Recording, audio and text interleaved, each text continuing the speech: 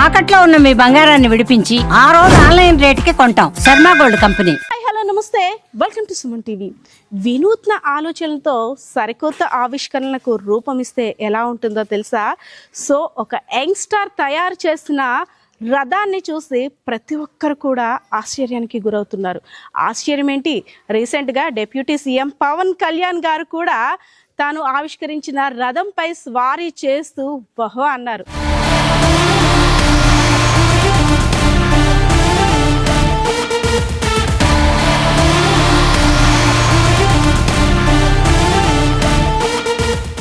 So రథం అంటున్నాను ఏంటి, చక్రాలేవి, ఇవన్నీ ఏంటి అని మీకైతే ఒక క్వశ్చన్ రైజ్ అవుతుంది కదా. సో మీ క్వశ్చన్కి అయితే నేను ఆన్సర్ తెలిపేందుకైతే వచ్చేసాను. విజయనగరం జిల్లా బొబ్బిలి నియోజకవర్గం కొత్తవలస గ్రామం, అంటే పూనివలస పంచాయతీ కొత్తవలస గ్రామం. ఇదంతా కూడా విలేజ్ అట్మాస్ఫియర్. ఒక యంగ్స్టార్ హీరో అయిపోయాడు. కొద్ది రోజుల్లోనే తన గురించి అంతా కూడా సెర్చ్ చేస్తున్నారు. ఆ హీరోని అయితే నేను ఇప్పుడు పరిచయం చేయబోతున్నాను. రండి, హీరో గురించి చాలా విషయాలు తెలుసుకోవాలి. హీరో తయారు చేస్తున్న రథాన్ని కూడా మీకు ఇప్పుడు చూపిస్తాను, పదండి.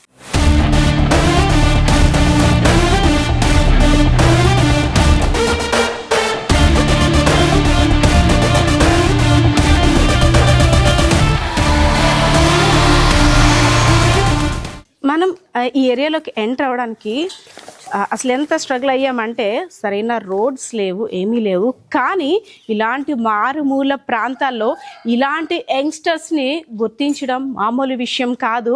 సో ఇలాంటి యంగ్స్టర్స్, అంటే ఇలాంటి మారుమూల ప్రాంతాల్లో ఎంతమంది ఇంకా ఉన్నారో, ఎంతమంది ఇంకా చరిత్రను తిరగ రాస్తారో కూడా చూడాలి. సో హాయ్ అమ్మ, నమస్తే. సిద్ధు వాళ్ళ ఇల్లు ఇదేనా? మీరు సిద్ధు పిన్ని, ఓకే. సిద్ధు ఉన్నాడా లోపల? ఎస్. సిద్ధుని చూడడానికి, అంటే హీరో అనేసరికి చాలామంది ఎక్స్పెక్ట్ చేస్తారు ఏ మూవీలో యాక్ట్ చేశాడు, లేదంటే క్రికెటరా, లేదంటే స్పోర్ట్సా, ఏంటి హీరో అంటున్నాం. కానీ నిజంగా ఒక యంగ్ హీరో అనమాట. ఒక 2 రోజులుగా. హాయ్ సిద్ధు.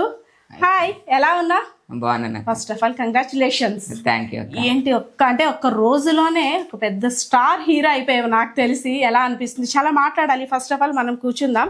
సిద్ధు గురించి మాట్లాడుకున్న వాళ్ళ పేరెంట్స్ కూడా ఇద్దరు వలస కార్మికులు, అంటే వేరే ప్రాంతానికి వెళ్ళి వర్క్ చేసుకుంటూ పిల్లల్ని వీళ్ళ దగ్గర ఉంచారు. వాళ్ళ పిన్ని అండ్ వాళ్ళ అమ్మమ్మ, అంటే వరుసకి పిన్ని అమ్మమ్మే, కానీ అమ్మ కన్నా ఎక్కువగా చూసుకుంటున్నారు. అంటే ఎంత ధైర్యంతో ఆమె వదిలి ఇద్దరు పిల్లల్ని కూడా, ఒక అమ్మాయిని అబ్బాయిని, ఇద్దరు పిల్లలు కూడా వదిలి వెళ్ళారంటే మనం అర్థం చేసుకోవచ్చు. అమ్మ మీరు పిన్ని, మీరు అమ్మమ్మ, అవునా? మీ మనవడి గురించి ఇప్పుడు అందరూ మాట్లాడుకుంటున్నారు. హీరో అయిపోయాడు అంటే, మనం హీరో అనగానే ఏ డాన్స్లో లేదంటే ఒక సినిమాలో కాదు, అవునా?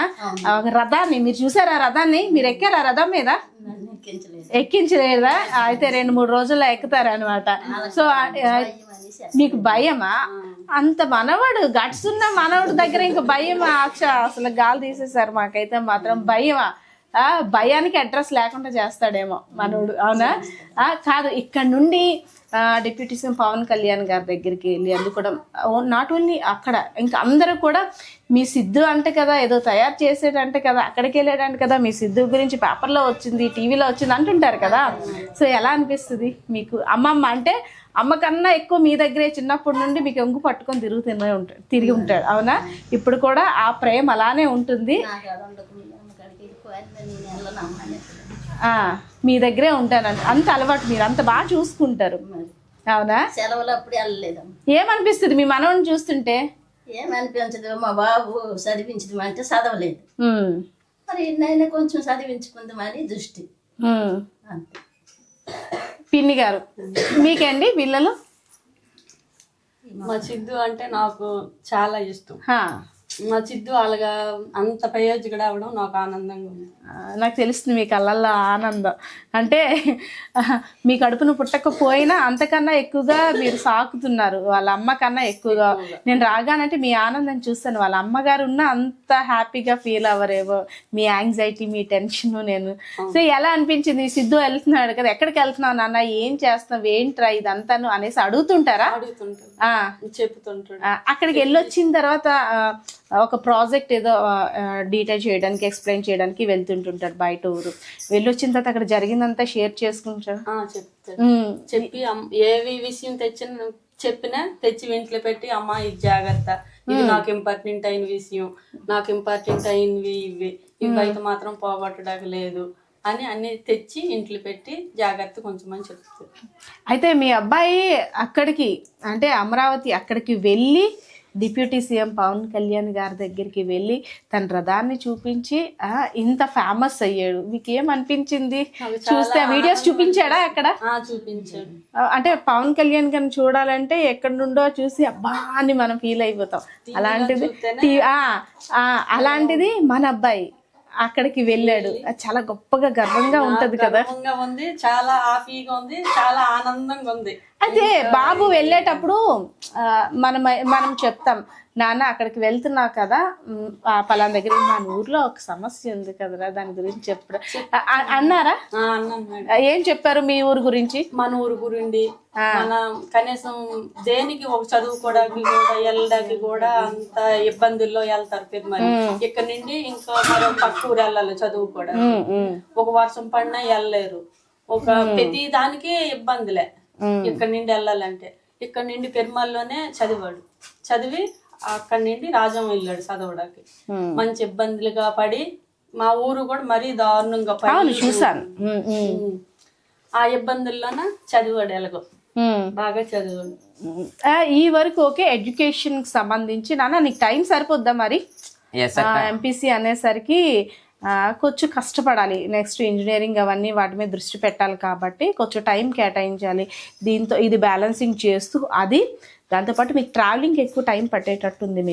ఫస్ట్ ఇనిషియల్ గా ఫస్ట్ ఇయర్ లో అయితే అంత టైం పట్టేది.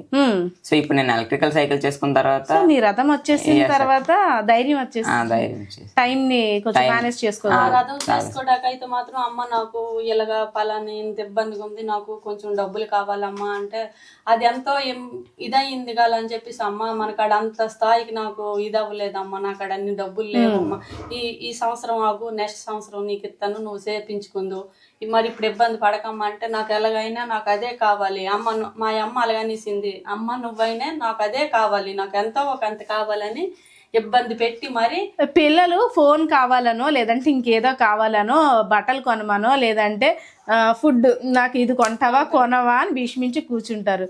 కానీ మన వజ్రం అలా కాదు కదా. అవునా? ఎందుకు నవ్వు వస్తుంది సిద్ధు? వజ్రం అన్నా నాన్న, నిజంగా నువ్వు వజ్రమే నాన్న. ఎస్. అంటే లైఫ్ గోల్ ఏంటి అసలు? గోల్ అంటే పలాంది చిన్నప్పటి నుండి ఒక ప్లానింగ్ లో ఉన్నాం. నాకైతే మాత్రం your best example for youngsters. ఎవరైతే ఇప్పుడు టీనేజ్ పిల్లలు ఉన్నారో వాళ్ళందరికి కూడా బెస్ట్ ఎగ్జాంపుల్. సో ఇన్స్పిరేషన్ అని కూడా నేను అంటాను. సో ఏంటి ఫ్యూచర్ గోల్స్ ఏంటి? నా ఫ్యూచర్ లో నేను ఏరోస్పేస్ ఇంజనీరింగ్ చేద్దాం అనుకుంటున్నాను. నాకు ఇస్రోలో చేరాలని ఎప్పటి నుంచి ఆశ. సో ఏరోనాటికల్ ఏరోస్పేస్ ఇంజనీరింగ్ చేసి అందులోకి వెళ్దాం అనుకుంటున్నాను. స్కూల్ లైఫ్ నుండి అంటే నీకు వచ్చిన ఆలోచన ఇప్పుడు కాదు, స్కూల్ లైఫ్ నుండి అక్కడ టీచర్స్ సపోర్ట్స్ తోని దాన్ని కంటిన్యూ చేసుకుంటూ కాలేజ్ లైఫ్ లోకి వచ్చావు. సో నీకు అంటే నీ లైఫ్ లో ప్రధాన పాత్రలు ఏమంటూ ఉన్నాయంటే స్కూల్ టైం నుండే నిన్ను మోటివేట్ చేసిన టీచర్స్, అదేవిధంగా ఇంట్లో ఫ్యామిలీ మెంబర్స్, అదేవిధంగా కాలేజ్, దాంతోపాటు ఫ్రెండ్స్. సో నీ విజయం వెనకాతల చాలా మంది పాత్ర ఉంది. సో ఒక్కొక్కరి గురించి. ఫస్ట్ నాకు ఇనీషియల్ గా హెల్ప్ చేసింది పాండురంగ శ్రీను సార్ అని. సో అతని హెల్ప్ తో 6th 7th 8th వరకు నేను 6th 7th 8th వరకు మండలం లెవెల్కి అయితే వెళ్ళడం జరిగింది. సో అక్కడి నుంచి ఈశ్వరరావు సార్ అని నాకు చాలా ఇష్టమైన సార్. సో ఆ సార్ హెల్ప్తోనే నేను స్టేట్ లెవెల్ వరకు అయితే వెళ్ళడం జరిగింది. అలాగే అనురాధ మేడం, సో ఆ మేడం ద్వారా కూడా నాకు చాలా హెల్ప్ అయింది. వీరందరూ నాకు ముఖ్యమైన పాత్ర అంటే మహేశ్వరరావు సార్, ఆ ఫిజిక్స్ చెప్తారు. సో అతను నాకు ఫస్ట్ ఇయర్లో ఫీజు కూడా 10,000 హెల్ప్ చేశారు.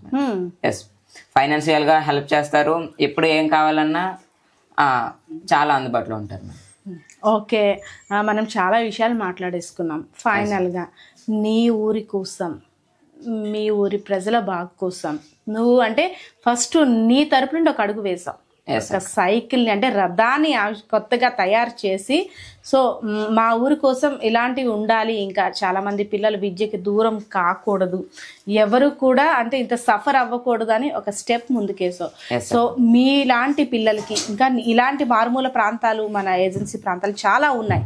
సో అలాంటి వాళ్ళకి ఎలాంటివి ప్రొవైడ్ చేస్తే ఎలాంటి సదుపాయాలు ఉంటే ఇంకా మంచిగా చదువుకోగలరు, నీలాంటి యంగ్స్టర్స్ ఇంకా బయటికి అంటే సూపర్ హీరోస్ ఇంకా బయటికి రాగలరు మీ ఆలోచన? ప్రతి మండలానికి ఒక అటల్ టింకరింగ్ ల్యాబ్ అనేది ఉంటుంది. సో ఆ స్కూల్లో జాయిన్ అయ్యి అటల్ టింకరింగ్ ల్యాబ్లో రోబోటిక్స్ వర్క్ షాప్ లో పాల్గొంటే చాలా నాలెడ్జ్ గెయిన్ చేయొచ్చు అక్క. మనం 1 రూపీ కూడా పే చేయాల్సిన అవసరం లేదు.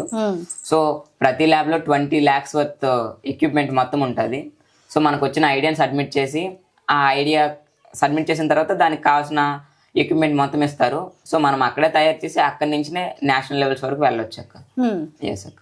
ఎస్ అంటే తర్వాత ఇస్రో నీ టార్గెట్. సో మేము అటు రావాలంటే అటు ఎటో రావాలి, ఇంకా నువ్వు తెరలాం ఎప్పుడు వస్తావా అని ఫోన్ చేయాలన్నమాట. సో ఆ తర్వాత ఫ్యూచర్లో సో ఇంకా నీ గురించి అంటే ఏమైనా స్పెషల్ థ్యాంక్స్ ఎవరికైనా చెప్పాలనుకుంటున్నావా? లేదు ఇంకో ప్రాజెక్ట్ విషయంలో నాకు ఇంకా హెల్ప్ చేసినట్టయితే నేను ఇంకో మంచి ప్రాజెక్ట్తో ముందుకు రాబోతున్నానని వ్యూయర్స్ కానీ నీలాంటి యంగ్స్టర్స్ కానీ ఇంకా అంటే నిన్ను చూసి చాలామంది ఇన్స్పైర్ అయ్యి నేను కూడా ఏదో ఒకటి తయారు చేయాలని బుడిబుడి అడుగులతో స్టార్ట్ చేస్తారు, వాళ్ళకి ఏం చెప్పాలనుకుంటున్నాం? ఎస్ అక్క, నా లైఫ్లో థ్యాంక్స్ చెప్పాలంటే మా ఫ్రెండ్ రాజేష్కి చెప్పాలి. ఎందుకంటే అందరూ హెల్ప్ చేయిన తర్వాత ఆ అబ్బాయి నాతో స్టాండ్ అయ్యి ఈ సైకిల్ అయితే చేయడం జరిగింది. అండ్ నా ఫ్యూచర్లో కూడా ఇప్పుడు నేషనల్స్కి అయితే వెళ్తున్నాను. సో ఆ నేషనల్స్లో నా ప్రాజెక్ట్ ఏంటంటే ఒక సెల్ఫ్ బ్యాలెన్సింగ్ వెహికల్. అంటే most of the accidents collision జరుగుతాయి కదక్క, జరుగుతాయి. సో ఒక బైక్నే స్మార్ట్ బైక్గా మారుస్తాం అక్క. అంటే ఒక ఎలక్ట్రిక్ వెహికల్ని ఒక స్మార్ట్ ఎలక్ట్రిక్ వెహికల్గా మారుస్తాము. సో అందులో ఏంటంటే మనం డ్రైవ్ చేయకుండా ఆ వెహికల్స్ అయితే డ్రైవ్ అవుతాయి అక్క. అలాగే ఆటోమేటిక్ బ్రేకింగ్ ఉంటుంది. అలాగే అందులో బ్యాటరీ కాకుండా డైమో అనే ప్రిన్సిపల్ ద్వారా అండ్ గ్రైస్కోపిక్ అనే టెక్నాలజీ ద్వారా మేమైతే ఇన్ఫినిటీ రేంజ్ అక్క. అంటే ఇన్ కేస్ ఆఫ్ జనరేటర్లో ఏదైనా పోయేంత వరకు అది పనిచేస్తూనే ఉంటుంది. అంటే అసలు మనం ఛార్జింగ్ పెట్టవసరం లేదు.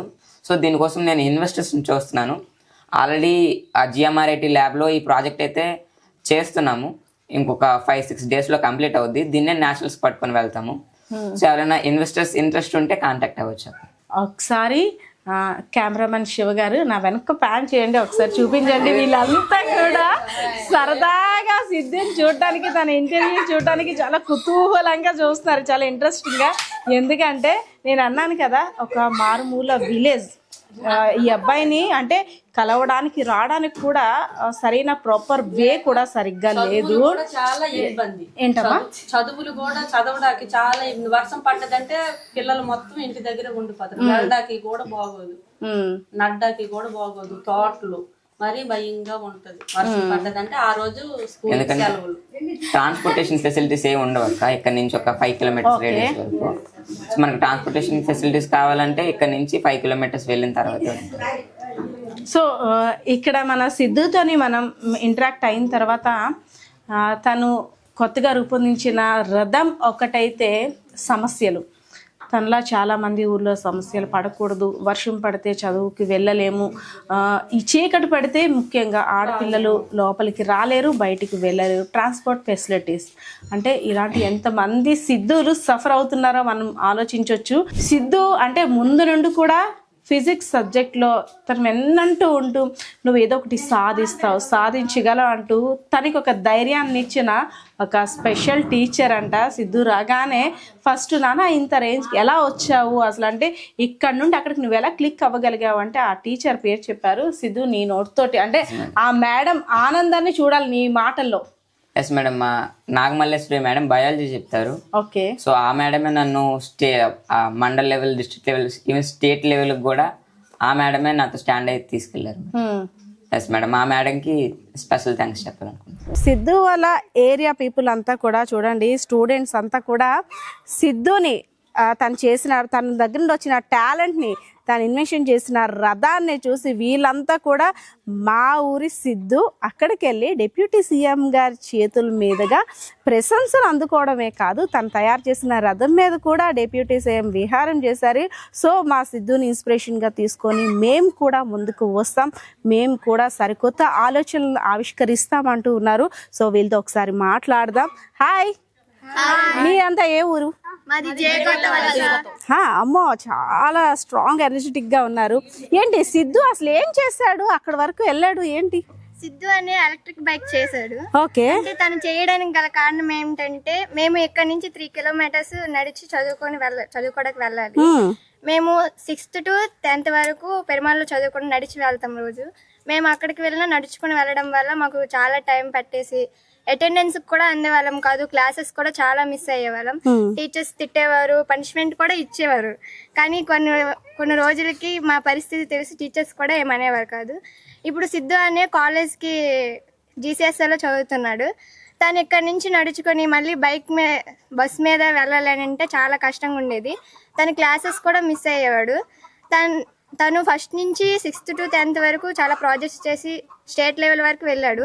ఆ ఆలోచనతో ఈ ఎలక్ట్రిక్ బైక్ అనేది తయారు చేశాడు. తను ఇలా ఎలక్ట్రిక్ బైక్ చేసి తను ఎంతవరకు పవన్ కళ్యాణ్ వరకు వెళ్తారని అనుకోలేదు. ఇప్పుడు చాలా హ్యాపీగా ఉంది. I proud of you my brother Siddhu. Siddhu ప్రతిభని తన వాక్ చాతుర్యంతో ఎంత బాగా చెప్పింది కదా, తను నిజంగా అంటే చాలా ప్రౌడ్గా చెప్తుంది.